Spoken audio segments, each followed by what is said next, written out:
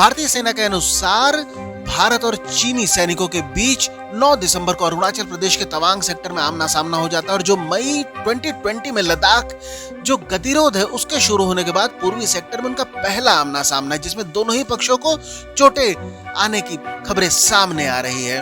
और सेना की माने तो 9 दिसंबर को चीनी पीपुल्स लिबरेशन आर्मी पीएलए के सैनिकों द्वारा तवांग सेक्टर में इंक्रोचमेंट किया जाता है और भारतीय सैनिकों द्वारा दृढ़ तरीके से इसका विरोध दर्ज किया जाता है।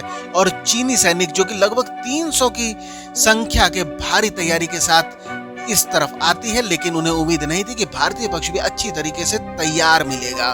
और सूत्रों की माने तो इस झड़प में दोनों ही पक्षों के हताहत होने की खबरें सामने आ रही हैं, लेकिन कितना गंभीर चोट दोनों ही तरफ आई है इसकी पुष्टि अभी नहीं की जा सकी है।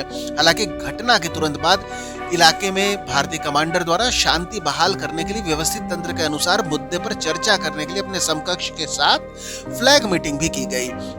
और अब बात यह भी सामने आ रही है कि सिर्फ ये हाथापाई और मामूली धक्का मुक्की तक सीमित नहीं था, बल्कि इससे कहीं अधिक ये गतिरोध था। और अब 2016 में भी इसी तरीके का अतिक्रमण होता है, जब पीएलए के लगभग 250 सैनिक इस क्षेत्र में घुसपैठ करते हैं। हालांकि उस समय कोई झड़प नहीं होने पाती है। और आगे अब ये बात कही जा रही है जिस तरीके से भारतीय सेना यांगसी क्षेत्र में एक डोमिनेटिंग पोजीशन में नजर आ रही है।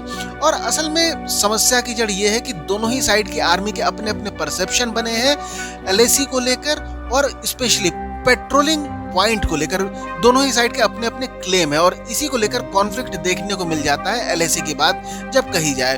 हालांकि 2016 से ट्रेंड का फॉलो करते दोनों ही देश अपने अपने एरिया में पेट्रोलिंग करते आ रहे हैं, लेकिन कई बार जब चीनी सैनिकों द्वारा उसका ब्रीच किया जाता है तब यहाँ पर क्लैश की स्थिति बनती हुई नजर आती है। पिछली बार जून 2020 में लद्दाख की गलवान घाटी अभी भी किसी को नहीं भूलने पाई है, जब दोनों ही तरफ के सैनिकों की मृत्यु हो जाती है।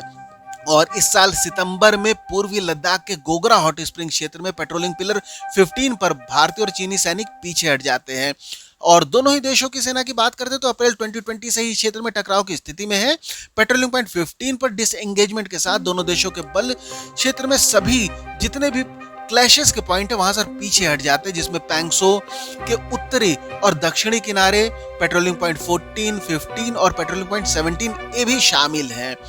और हालांकि अभी भी सीमा से संबंधित दूसरे विवादास्पद मुद्दे बने हुए हैं और चीनी सैनिकों द्वारा देपसांग मैदान और चार्टिंग नाला क्षेत्र में जो एलएसी पर भारतीय सैनिकों के जो पारंपरिक गश्ती क्षेत्र है वहां तक उनकी पहुंच को अभी भी अवरुद्ध करके रखा जा रहा है।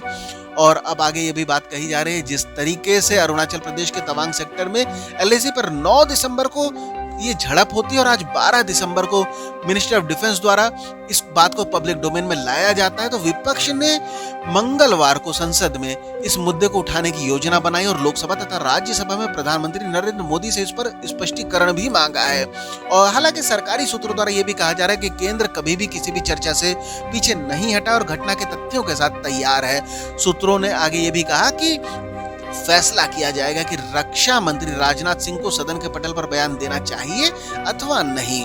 और चूंकि खबरों के मुताबिक 9 दिसंबर को हुई झड़प में दोनों ही पक्षों के सैनिक घायल हुए थे, लेकिन अभी स्थिति सामान्य हो रही है। दोस्तों आज के वीडियो में इतना ही। अंत तक बने रहने के लिए धन्यवाद।